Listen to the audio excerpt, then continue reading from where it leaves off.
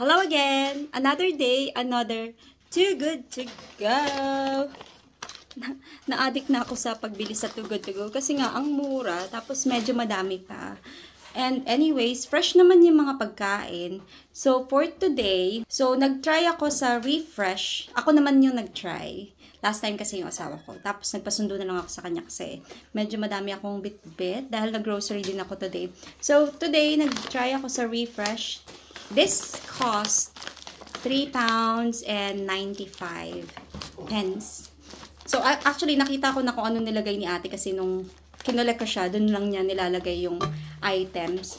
So, eto lang yung laman niya. Maliit lang.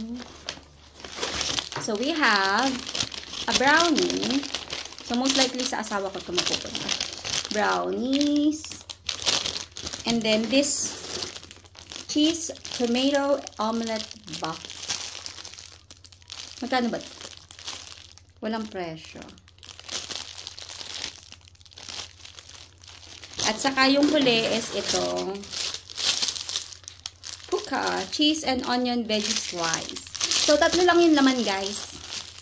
So, malamang sa asawa ko to kasi hindi siya kumakain ng onion. So, it's gonna be mine. This is gonna be his. And the brownie is his. So, ayun nga.